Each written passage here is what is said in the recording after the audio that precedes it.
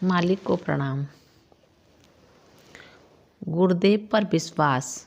मनीषा शर्मा दिल्ली से कहती हैं, जब से गुरुदेव से जुड़ी हूँ बहुत सी ऐसी बातें हैं जो जीवन में हुई और उन्होंने हमेशा हमारा ध्यान रखा। हमने भी हर पल यही सोचा कि गुरुदेव हमेशा हमारे साथ हैं। हमने अपने जीवन को उनके चरणों में समर्पित किया हुआ है। लगता है जैसे जीवन का और कोई मकसद ही नहीं, बस सहज मार्ग के अलावा हमारा और कुछ नहीं है। जब भी कोई परेशानी आई, गुरुदेव को दिल से पुकारा और वे सदैव हमारे साथ खड़े रहे।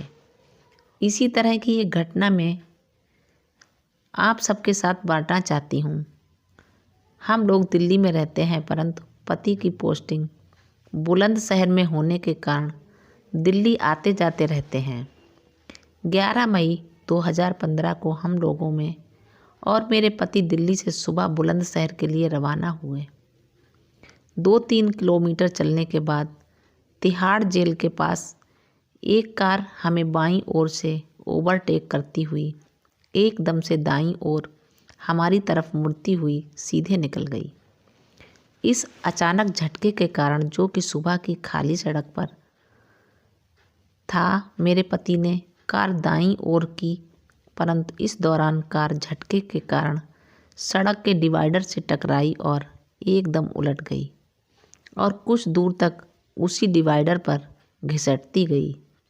फिर लोहे की रेलिंग तोड़ती हुई आगे जाकर एक पेड़ से टकराई और फिर सड़क के दूसरी तरफ एक बार फिर पलटते हुए तिरछी खड़ी हो गई। मेरा दरवाज़ा सड़क की ओर था और मेरे पति का दरवाज़ा आसमान की ओर। इस दौरान मुझे किसी प्रकार की कोई चेतना नहीं थी। गाड़ी के रुकने पर मैं बस इतना बोली कि मैं ठीक हूँ, पर मुझे बाहर निकालिए।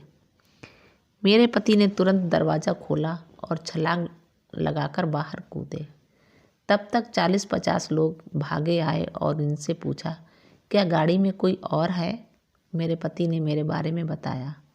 उन लोगों ने तुरंत मेरे पति को वहाँ से हटाया और गाड़ी को सीधा किया। मैं बहुत ही आराम से अपना दरवाज़ा खोलकर बाहर आ गई और देखा कि सहज मार्ग पत्रिकाएं जो पिछली सीट पर रखी हुई थीं, बाहर सड़क पर बिखरी पड़ी थी। मैंने उन्हें तुरंत इकट्ठा किया और एक साइड हो गई। सभी लोग देख रहे थे कि हमें कोई चोट तो नहीं लगी। इतने में पुलिस पेट्रोल तथा वहाँ पहुँच गई। आश्चर्य रूप से 3-4 मिनट में ही सड़क के दोनों ओर एम्बुलेंस आ गई। उन्होंने सारी जानकारी ली, चोट के बारे में पूछा, किसी भी प्रकार की प्राथमिक सहायता के लिए पूछा। तब सहसा दुर्घटना की गंभीरता की ओर ध्यान गया। गाड़ी तो बुरी तरह से चिपक गई थी।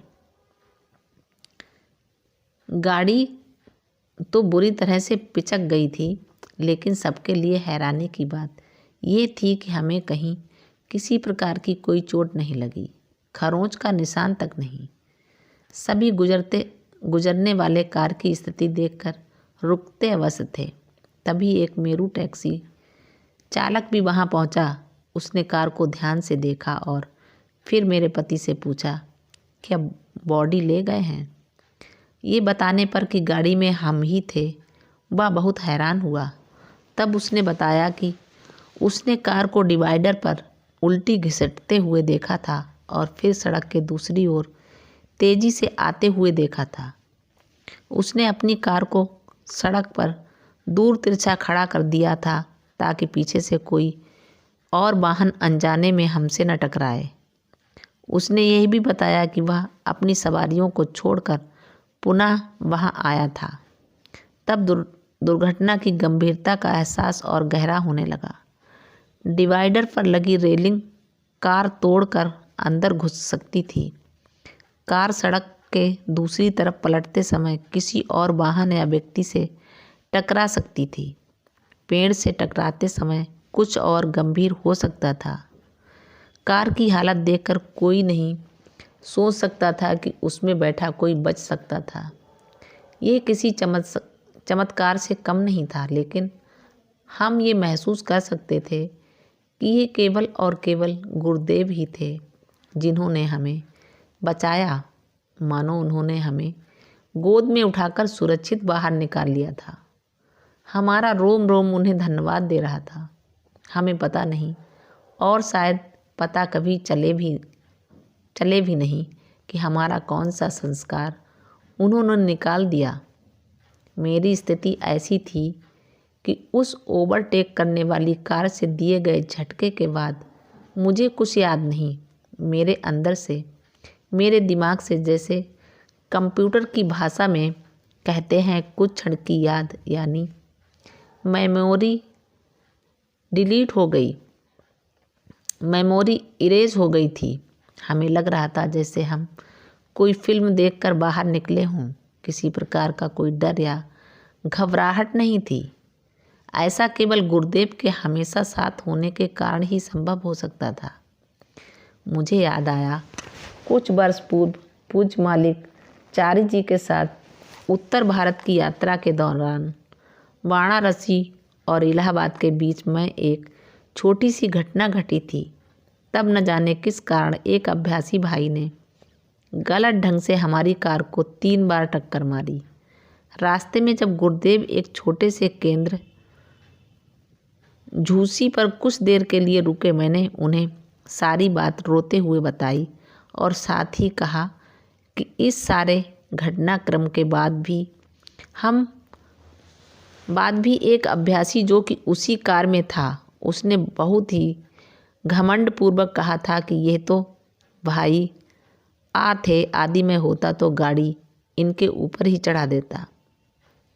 तब गुरुदेव बड़ी गंभीरता से बोले, मारने वाला वह कौन है?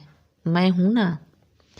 इस दुर्घटना के बाद मुझे गुरुदेव द्वारा कहे गए उपरोक्त वाक्य का अर्थ समझ में आया। इस बात के स्मरण से मेरे अंदर से मृत्यु का डर जैसे समाप्त हो गया। अब तो लगता है कि यह जीवन हमारा नहीं, गुरुदेव का दिया हुआ दूसरा जन्म है जो उन्हीं की सेवा में रहेगा। अब तो ये एहसास है कि उनकी मर्जी के बिना मृत्यु आ ही नहीं सकती। जब समय आएगा वे हमें ले जाएंगे। हमें उनके ऊपर विश्वास है कि वे सदैव हमारे साथ हैं और साथ रहेंगे। मालिक को प्रणाम। सभी अभ्यासी भाई बहनों को नमस्कार, धन्यवाद।